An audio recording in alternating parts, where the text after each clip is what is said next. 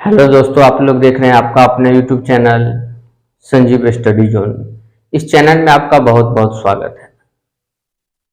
आज मैं केमिस्ट्री के तीसरा चैप्टर यानी धातु अधातु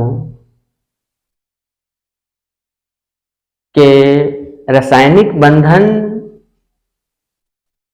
के दो भेद होते हैं।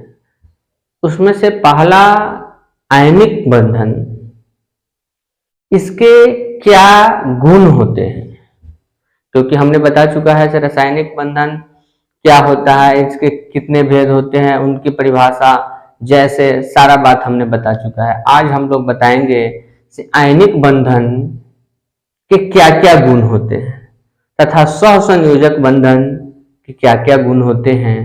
इन सारी बातों को आज हम लोग देखेंगे। तो चलते हैं मोबाइल स्क्रीन पर और देखते हैं। चलते हैं वैद्युत संयोजक या आयनिक यौगिकों, वैद्युत संयोजक या आयनिक यौगिकों की क्या विशेषता है। विशेषता का मतलब गुण, इनकी क्या गुण है या इनकी क्या विशेषताएं होती है, इन सारी बातों को आज हम लोग देखेंगे। तो पहला पॉइंट कर रहा है, ये यौगिक धन और ऋण दोनों आवेशों से युक्त होते हैं। ये जो यौगिक होते हैं, आयनिक बंधन वाला जो यौगिक होते हैं, ये धन और ऋण दोनों आवेश से युक्त होते हैं। जैसे देखते हैं NaCl, हमने बताया था सोडियम पर जो होता है धन आवेश होता है, इसका मतलब Na प्लस, और Cl पर जो होता है माइनस आवेश होता है, इसका मतलब ऋण आवेश होता है। तो इस प्रकार हम कह सकते हैं कि आयनिक यौगिकों या वैद्युत संयोजक जो बंधन बनते हैं उस पर धन और ऋण दोनों आवेश होते हैं। दूसरा का पॉइंट देखते हैं, कह रहा इसके द्रवनांक एवं क्वथनांक उच्च होते हैं। वैद्युत संयोजक बंधन जब बनते हैं तो उनके जो यौगिक होते हैं उसका द्रवनांक और क्वथनांक दोनों उच्च होता है। यानी ज्यादा डिग्री सेल्सियस पर अगर आप गर्म कीजिएगा तो वह उबलेगा, या बहुत ज्यादा ठंडा कीजिएगा तब वह बर्फ के रूप में या ठोस रूप में आ जाएगी। चलिए अगला चलते हैं। ये जल में प्रायः विलेय होते हैं। जितने भी आयनिक यौगिक है, वैद्युत सहसंयोजक यौगिक है, ये जल में विलेय होते हैं, यानी जल में घुल जाते हैं। जैसे नमक है, अगर नमक को हम जल में घुलाते हैं तो वह पूर्णतः घुल जाएगी। लेकिन बेंजीन में, एसीटोन में, कार्बन टेट्राक्लोराइड में, अगर इन सब में हम घुलाएंगे तो वह घुलने वाला नहीं है। इसका मतलब आयनिक जो यौगिक होते हैं उसको जल में अगर घुलाते हैं तो वह घुल जाएगा, और कार्बनिक यौगिक में वह नहीं घुल सकता है। अगला हम लोग देखते हैं, ये द्रवित या जलीय विलयन की अवस्था में विद्युत के सुचालक होते हैं। मतलब अगर इसे हम जल में घोल देते हैं, जल में मिला देते हैं, और उसके बाद उसमें हम विद्युत धारा प्रवाहित अगर करेंगे तो उससे होकर के विद्युत धारा प्रवाहित होगी।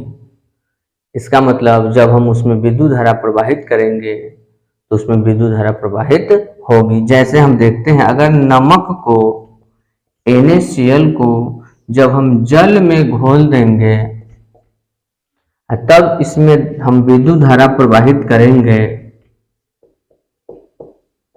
तो विद्युत धारा प्रवाहित आराम से होने लगेगी। इसका मतलब जब विद्युत के क्या होते हैं, सुचालक होते हैं। अब हम लोग देखेंगे आखिर दूसरा का क्या क्या गुण होता है। वैद्युत सहसंयोजक,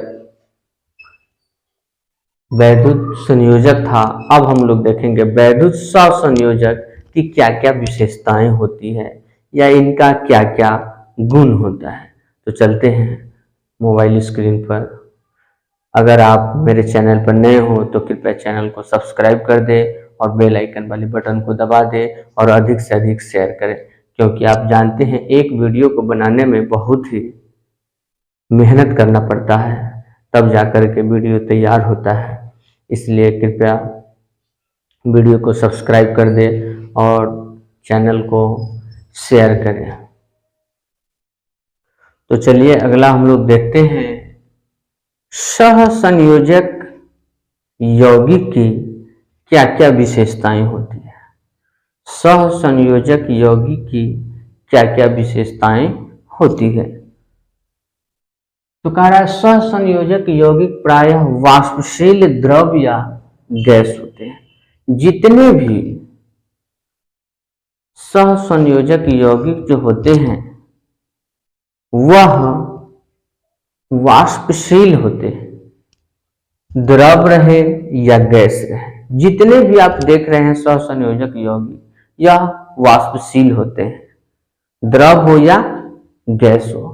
अगर उस द्रव को हम खुले छोड़ देंगे तो वाष्प के रूप में वह उड़ना शुरू हो जाएगा, या गैस रहेगा तो ऑलरेडी वह उड़ना शुरू हो जाएगा।